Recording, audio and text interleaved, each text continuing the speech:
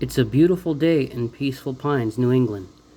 The sun is shining, the birds are singing, and the lawnmower is chasing Charles, Lydia's dad. Ah, stop this thing! I just want to finish mowing the lawn and read my paper, screamed Charles. Beetlejuice's face appeared on the lawnmower. You know what they say, he said. Your you know what is grass and I'm the lawnmower. Sorry, guys, this is a kid's show. Lydia comes outside and yells out Beetlejuice's name angrily. The lawnmower stops, and Beetlejuice turns back into himself. Oh, come on, Lydia, Beetlejuice says. I was just trying to help your dad out and mow the lawn. Lydia sneered. Sure you were. Beetlejuice starts to laugh. I was just playing around. You know I wouldn't hurt him. Charles is sitting at the kitchen table, huffing and puffing, talking to his wife, Delia. That's it. I'm tired of this nonsense. This is the last time I put up with it, Delia. I know it's the Beetle guy that's doing all this stuff to me. Delia sighed. Relax, honey. You're just having a rough week. Take some time to yourself and just read a book or go bird watching like you used to. Charles cuts in. I can't do that, Delia. Every time I try to do anything, it turns into a disaster. I tried to sit in the recliner, and it grew legs and walked away. I fell on my butt. I tried to look into my binoculars to watch the starlings in the morning, and I kept seeing someone mooning me. But when I looked away from the binoculars, it wasn't there.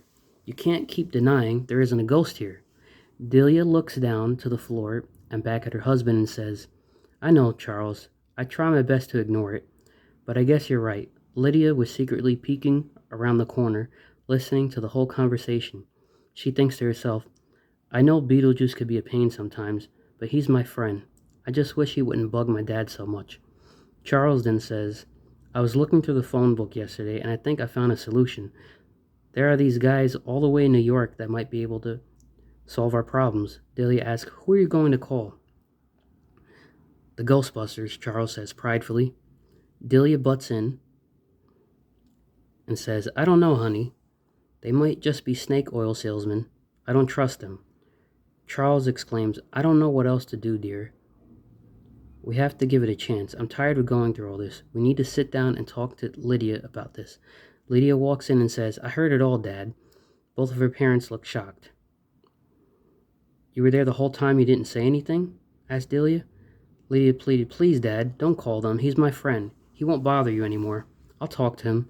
Charles angrily replied, I have made up my mind, Lydia. I'm going to call them. Enough is enough. Charles picks up the phone book and starts dialing. Lydia tries to reach out to stop him, and Delia blocks her. No, please, Lydia cries. Charles finishes dialing and hears the ringtone. A woman picks up the phone and says, Ghostbusters, what do you want? Charles sneered, well, that was rude. Janine fired back. They don't pay me enough to be nice, so what do you want? Charles coughs. Well, I have this ghost in our house that's been terrorizing me for years. It keeps pulling pranks and turning into things, and it harasses me every day. I need you here ASAP. Janine then says, all right, I'll put you on hold and connect you with my boss. Janine calls Egon over to the phone and says, we got somebody calling about some kind of poltergeist or something. You talk to him. Egon takes the phone and clears his throat. What seems to be the problem? Charles responds, well, first off, I find your secretary to be very rude, but that's the least of my problems. Anyway, I've had a ghost in my house terrorizing my family and I for years. Egon asks, do you see any manifestations, or does it inhabit any particular object? Clenching the phone, Charles says, yes. It took over my lawnmower this morning. It chased me all over the yard. Egon calmly responds, I see.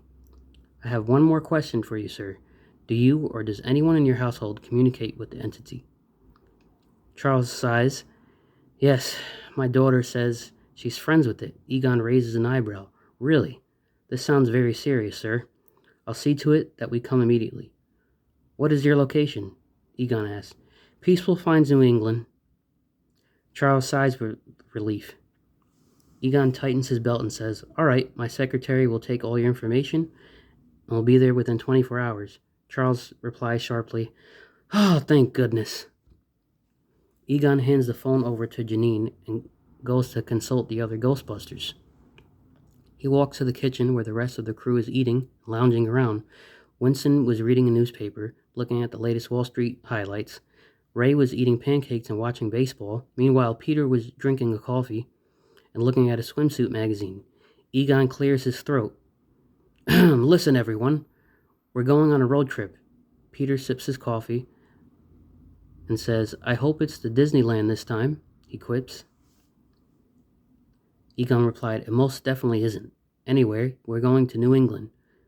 We might be dealing with a Class 3 or Class 4 poltergeist that has formed a pact with a young girl.